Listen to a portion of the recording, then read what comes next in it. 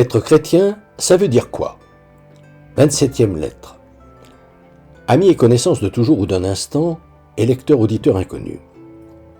Toujours dans le but de nous faire une idée correcte de ce qu'est ou devrait être le christianisme, et donc de ce que veut dire ou devrait vouloir dire être chrétien, poursuivons notre lecture des textes bibliques afin de comprendre qui était Jésus. Pour cela, commençons par revenir sur l'introduction du somptueux prologue de l'évangile de Jean que j'ai abordé dans ma lettre précédente. Au commencement était le Verbe, et le Verbe était avec Dieu, et le Verbe était Dieu. Tout fut par lui, et sans lui, rien ne fut. Et le Verbe s'est fait chair, et il a habité parmi nous. Mon commentaire. Selon ce que comprennent habituellement les chrétiens, ce texte signifie qu'il y a 2000 ans, le Créateur, Dieu lui-même, est descendu du ciel sur la terre et s'est incarné en un petit bébé, Jésus, un homme comme nous, pour sauver l'humanité. Vu l'importance de ce texte, permettez-moi de réinsister sur le second commentaire que je me suis permis d'en faire la dernière fois. Un homme, Jésus, s'est tellement approprié le message que le Créateur lui avait demandé de transmettre à l'humanité qu'il a véritablement incarné ce message. Car les faits, sans pour autant contredire ce qu'ont habituellement à l'esprit des chrétiens, confirment le bien fondé de cette seconde façon de comprendre le mystère de l'incarnation. Jésus était en effet tellement habité par la parole de Dieu qu'il émanait de lui une présence telle que les hommes et les femmes en recherche de vérité accouraient en foule pour voir et entendre cet homme de Dieu exceptionnel. Car Jésus s'était tellement imprégné du dessein grandiose de bonheur qu'avait le Créateur pour toute l'humanité, qu'il savait que, lorsque les hommes se seraient décidés à croire en lui, c'est-à-dire à écouter et transformer en acte la bonne nouvelle qu'il leur annonçait, quand ils seraient devenus des fils de l'homme comme lui-même l'était devenu, ils pourraient eux aussi faire les œuvres qu'il faisait, et même en faire de plus grandes. Je suis dans le Père et le Père est en moi. Qui croit en moi, ce n'est pas en moi qu'il croit, mais en celui qui m'a envoyé. Aussi, qui me voit, c'est-à-dire me regarde attentivement et voit qui je suis réellement, souvenez-vous, ils ont des yeux mais ne voient pas, voit celui qui m'a envoyé. Je n'ai pas parlé de moi-même, mais le Père qui m'a envoyé m'a lui-même prescrit ce que je devais dire et faire entendre. Les paroles que je dis, c'est donc comme le Père me l'a dit que je les dis. Et ma chair est vraiment une nourriture et mon sang vraiment un breuvage. Qui mange ma chair et boit mon sang demeure en moi et moi en lui. Travaillez pour la nourriture qui demeure en vie éternelle, celle que vous donne le Fils de l'homme, car c'est lui que le Père, que Dieu, a marqué de son sceau. Mon commentaire. Lorsque Jésus dit « je », il ne parle pas de lui. Il parle du message que Dieu lui a demandé d'annoncer à l'humanité. Manger la chair de Jésus signifie donc méditer, mastiquer la bonne nouvelle, s'en nourrir jusqu'à se l'approprier, jusqu'à faire sienne la parole de Dieu. Boire son sang, c'est accepter ce que cette bonne nouvelle induit d'obstacles à franchir, d'épreuves à subir, de souffrances à éventuellement endurer. Le Fils de l'homme que le Père a marqué de son sceau. Jésus fait référence ici au premier chapitre de la Genèse, quand Dieu dote les hommes d'une âme, et distingue ainsi l'espèce humaine d'entre toutes les espèces vivantes. Dieu dit « Faisons l'homme à notre image, comme notre ressemblance ». Dieu créa l'homme à son image, à l'image de Dieu il le créa. La vie éternelle, c'est qu'ils te connaissent, toi le seul véritable Dieu, et ton envoyé Jésus-Christ. Mon commentaire. Premier point. Jésus est clair. La vie éternelle, expression traditionnellement convenue pour définir le bonheur qui nous attend après notre mort si nous nous comportons bien sur terre, n'est pas seulement pour demain, elle est d'abord pour aujourd'hui. Elle est ce moment crucial quand, devenus vraiment insatisfaits de vivre sous le diktat des soi-disant idéaux qui nous ont été inculqués depuis notre enfance, posséder toujours plus, transformer le besoin d'être reconnu en pouvoir et paraître meilleur que l'on est, les 3 tentations clés qu'a dénoncé Jésus avec la parabole de son passage pendant 40 jours dans le désert, nous nous déciderons à remplacer ces leurres humains fallacieux et criminels par les valeurs divines qui sont inscrites dans toutes les consciences saines, ce qui entraînera à coup sûr une autre façon de gouverner la terre que de voir s'en attribuer la plupart des richesses par une petite minorité. Cette utopie apparente, l'histoire témoigne qu'elle est possible. Elle nous apprend par exemple qu'aux alentours de l'an 450 avant Jésus-Christ, sous le roi Artaxerxès, les riches de Jérusalem rendirent leur liberté et leur propriété aux esclaves qu'ils s'étaient acquis à cause d'une famine terrible qui durait en Palestine depuis 3 ans. Voir la Bible, Ancien Testament, livre de Néhémie. Ou qu'en France, lors de la nuit du 4 août, les nobles votèrent l'abolition de leurs privilèges. Une telle décision, assure Jésus, se traduira par l'établissement sur terre de ce fameux royaume des valeurs de Dieu, qui est au cœur de son enseignement et de celui de Jean-Baptiste.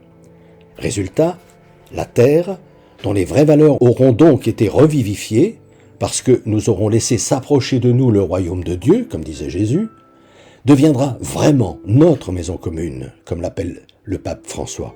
Elle se transformera en un paradis, comme nous la représentent les 2 premiers chapitres de la Genèse, dans lequel absolument tous les hommes pourront désormais vivre heureux. Et ce bonheur sera tel qu'aucune épreuve ne pourra le détruire, même ce qui est humainement impossible à supporter. Jésus imageait ainsi ce bonheur absolu.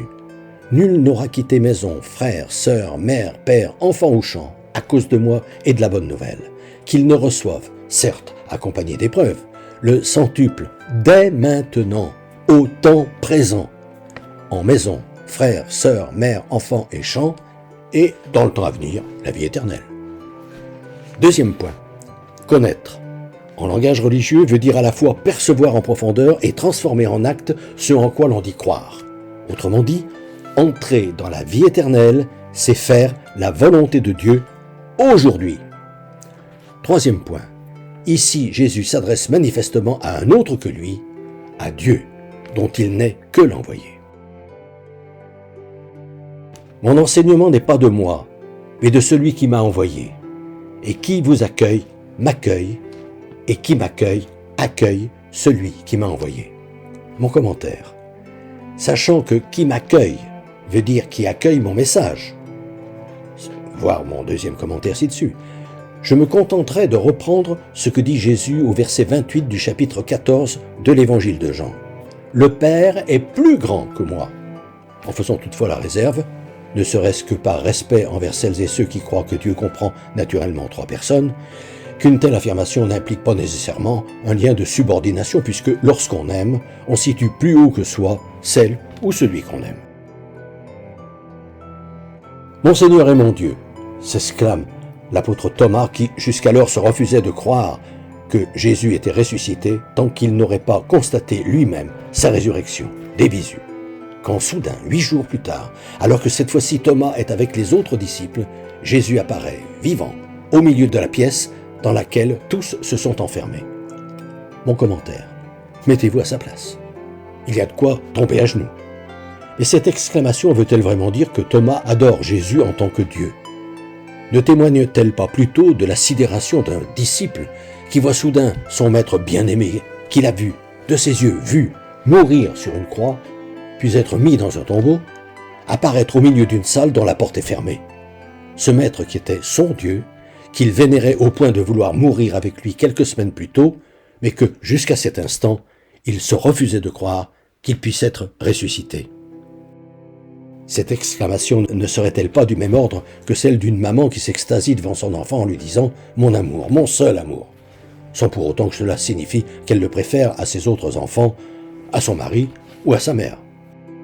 « Ne me retiens pas ainsi, dit Jésus à Marie-Madeleine au matin de la résurrection. Je ne suis pas encore monté vers le Père, vers mon Père et votre Père, vers mon Dieu et votre Dieu. » Mon commentaire.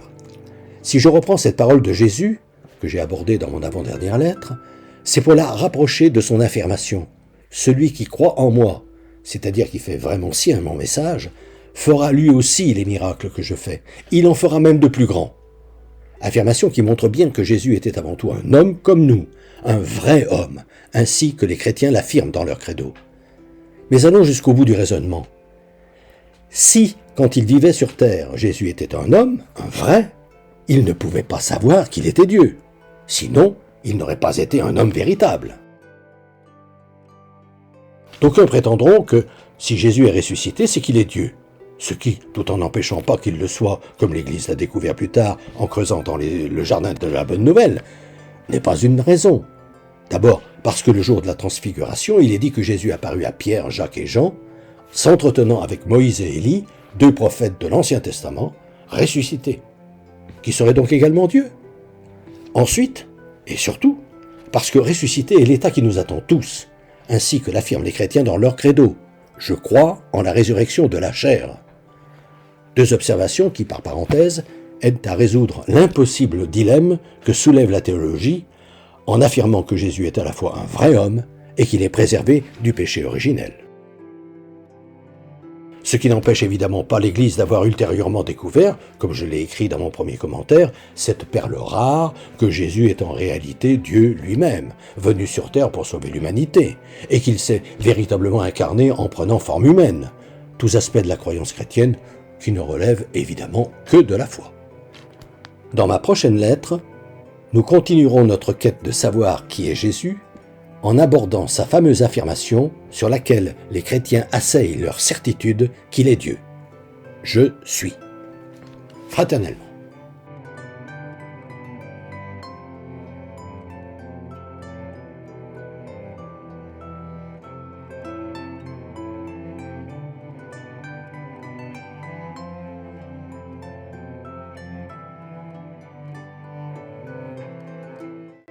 Depuis des années, environ une fois par mois, j'envoie une lettre d'information spirituelle à tout mon carnet d'adresses. Le thème du moment est, depuis janvier 2019, être chrétien, ça veut dire quoi? Si ce sujet vous intéresse, n'hésitez pas à me transmettre votre mail, en vous contentant d'indiquer auditeur YouTube, vos noms et prénoms, et éventuellement votre numéro de téléphone si vous souhaitez me parler.